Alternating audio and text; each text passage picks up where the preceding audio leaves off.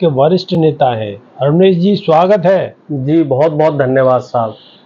Professor Ramesh Yadav, Maharashtra और झारखंड दो जगह चुनाव है और इंडिया गठबंधन की स्थिति डगमगा रही है। गठबंधन टूटता हुआ नजर आ रहा है।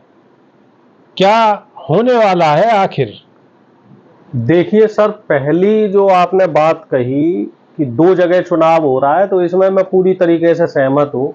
सर, महाराष्ट्र में भी चुनाव है और झारखंड में भी चुनाव है। अब बात आ जाते हैं आपके दूसरे सवाल पे, जो आप कह रहे हैं कि इंडिया गठबंधन में कहीं ना कहीं दरारें पड़ती हुई नजर आ रही हैं। तो मैं निश्चित तौर पे आपका इशारा समझ रहा हूँ, आपका इशारा झारखंड की तरफ है। तो मैं आपको बताना चाह रहा हूं और पूरी जिम्मेदारी के साथ कि झारखंड में भी बात चल रही है। हुआ क्या है कि कल कुछ मीडिया के लोगों ने इस तरह के र्यूमर उड़ा दिए हैं कि आरजेडी को इंडिया गठबंधन से विधानसभा चुनाव के लिए बाहर कर दिया गया। कुछ इस तरह के र्यूमर उड़े। उस र्यूमर के रिएक्शन में मनोज झा जी का बयान आया। तो उड़ क्यों रहे हैं सर? यही तो सवाल है कि ये क्यों उड़ रहे हैं? देखिए सर, इसलिए उड़ रहे हैं क्योंकि सत्ता की गुलामी में गोदी मीडिया दिन रात सेवा में लगा रहता है। आप हमें पूरा ईमानदारी से एक बात बताइए कि जम्मू कश्मीर में चाहे जेडीयू हो, चाहे आरएलडी हो, चाहे चिराग पासवान जी की पार्टी हो, तीनों लोगों ने बीजेपी से अलग चुनाव लड़ा, लेकिन वहां जरा भी बिल्कुल आहट नहीं होने दी कि बीजेपी का जो एनडीए गठबंधन है वो जम्मू कश्मीर में अलग है। ये रोल हो जाता है नेशनल मीडिया का, या जिसे हम कहते हैं गोदी मीडिया का, या जिसे हम कहते हैं मोदी मीडिया का।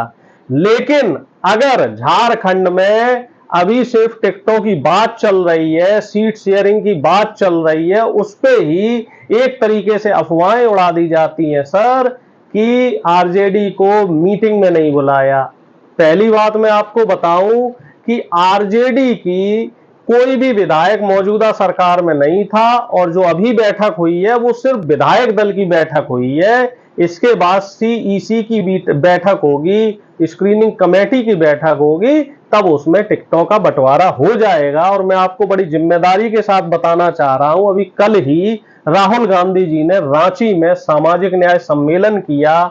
उसमें आदिवासी समाज के लोग पहुंचे, दलित समाज के लोग पहुंचे, पिछड़े वर्ग के लोग पहुंचे, और साथ ही इस प्रोग्राम के बाद राहुल गांधी जी ने सभी पार्टी के नेताओं से बात की, जिसमें मुख्यमंत्री हेमंत सोरेन दादाजी से बात हुई, आरजेडी के जो झारखंड के नेता थे उन लोगों से भी बातचीत हुई, और कांग्रेस के नेताओं से भी बात हुई।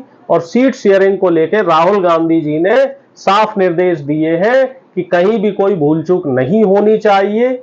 उत्तर प्रदेश में भी 9 सीट पे उपचुनाव है, तो यहां भी बात लगभग फाइनल हो गई है। 9 सीट में से 7 सीटें समाजवादी पार्टी लड़ेगी और 2 सीटें कांग्रेस पार्टी को दी गई हैं। और इसके अलावा वायनाड से प्रियंका गांधी दो सीटें कांग्रेस को छोड़ दी गई हैं कि कोई बात नहीं, आप इन 2 सीटों पर लड़ लो और तसल्ली कर लो। अब देखिए, यहां आप गलत बयानबाजी कर रहे हैं साहब।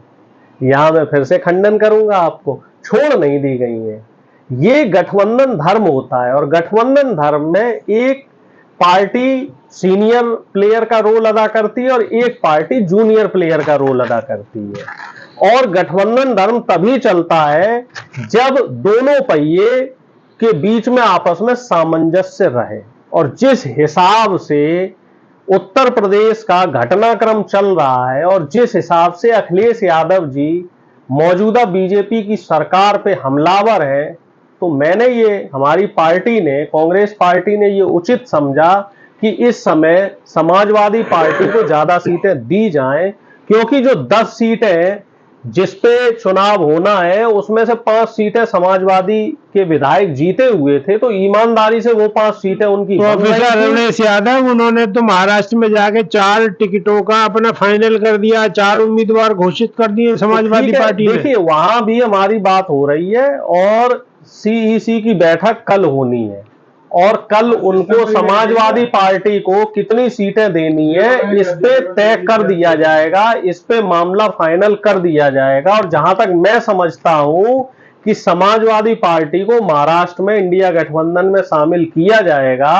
कहीं ना कहीं हरियाणा में जो इंडिया गठबंधन में समाजवादी पार्टी को शामिल नहीं किया गया, तो उसकी वजह से कुछ मीडिया में र्यूमर जरूर फैलाए गए थे, और उस र्यूमर का फायदा बीजेपी ने, जो एक कहते हैं ना एक मायाजाल और भ्रमजाल फैला के किया जाता है, तो उसमें पूरी भूमिका उन्होंने निभाई। जिस तरीके से हरियाणा में इन्होंने झूठ और प्रपंच फैलाए, तो हमारी पूरी कोशिश रहेगी कि महाराष्ट्र में और झारखंड में इनकी साजिश नाकाम हो। क्योंकि अगर हम झारखंड की बात करें, प्रोफेसर रोकना चाहूंगा मैं आपको। आपने कहा कि हरियाणा के अंदर इन्होंने रूमर फैलाया, आपने कहीं ना कहीं बीजेपी पे निशाना साधा। परोसने माहिर है। क्या परोसा? झूठ क्या परोसा उन्होंने? झूठ ये परोसा कि कांग्रेस में आपस में सामंजस्य नहीं है, कांग्रेस आएगी तो संविधान खत्म कर दिया जाएगा, कांग्रेस आएगी तो आरक्षण खत्म कर दिया जाएगा। और जबकि हकीकत क्या है आपके सामने है। आरक्षण में आरक्षण कोटा हरियाणा में पास हो चुका है, ब्रेकिंग न्यूज है, शायद दर्शकों को नहीं मालूम होगा, मेन स्ट्रीम मीडिया इसको कहीं नहीं दिखाएगा। आप जानकारी दुरुस्त कर लीजिए, नायब सैनी ने पहली कलम से ही दलितों का आरक्षण खत्म कर दिया, और दलितों को पूरे 1 महीने सिर्फ ये बरगलाते रहे, सिर्फ ये दलितों से बोलते रहे कि बीजेपी कांग्रेस आएगी तो दलितों का आरक्षण खत्म होगा, पिछड़ों का आरक्षण खत्म होगा। और कोटे पे कोटा कौन लगा रहा है? बीजेपी के लोग लगा रहे हैं, क्योंकि ये लोग संविधान के विरोधी लोग हैं। और अब जो ये र्यूमर इनने फैलाए थे, जो इन्होंने बेईमानियां की थी, ईवीएम मशीनों में बेईमानियां की थी, उसका खामियाजा 5 साल हरियाणा की जनता को। सर आप ये बार बार ईवीएम पे सवाल उठाते हैं। आप देखिए, सुनिए सर, सुनिए सवाल सुनिए पहले। सर गलत सवाल होगा उससे मैं टोकूंगा। आप गलत सवाल पे जवाब नहीं दीजिएगा। आपके चैनल पे हमेशा मशीनों पे सवाल उठे, और सिर्फ मैंने नहीं कहे, आपने कई बार पत्रकारिता करते हुए सवाल सुनिए। मशीनों में गड़बड़ी हो रही है। पहले सवाल सुनिए प्रोफेसर जी। प्रोफेसर सवाल ये है कि आप ईवीएम पे सवाल उठा रहे हैं, ठीक है, आप उठा सकते हैं, संविधान है, संविधान में सब बोलने का अधिकार है। लेकिन अब आप ये बताइए कि झारखंड में और महाराष्ट्र में चुनाव होने वाले हैं, इंडिया गठबंधन अगर मजबूती से ये बात उठाए कि हमें चुनाव में हम शामिल नहीं होंगे अगर ईवीएम से चुनाव होगा, तो आप कहीं ना कहीं सवाल भी नहीं उठाते हैं, और फिर जब आपकी हार हो जाती है तो फिर आप ईवीएम पे दोषी मान लेते हैं। मैं जान रहा था आप यही सवाल करेंगे, मैं आपके भाव समझ रहा था, तो मैं आपको बताना चाह रहा हूं कि सुप्रीम कोर्ट में हमने हलफनामा दिया था हरियाणा में ईवीएम के खिलाफ। उस हलफनामे पे अभी कोर्ट का फैसला आना है। प्रथम दृष्टया कोर्ट ने यह कह दिया कि साहब मशीन में गड़बड़ी नहीं हुई, इलेक्शन कमीशन बीजेपी की तरफ से प्रवक्ता बन के पहुंचा। और दूसरी बात जो आप कह रहे हैं कि महाराष्ट्र और झारखंड में हम चुनाव का बहिष्कार कर दें, तो देखिए साहब, एक तो होता है सरकार में रह के, सिस्टम में रह के विरोध करना, और एक होता है सिस्टम से अलग हो जाना। अंग्रेज जब देश में शासन करते थे तो हम लोग उनका विरोध करते रहे, बराबर करते रहे, और देश को आजाद कराया।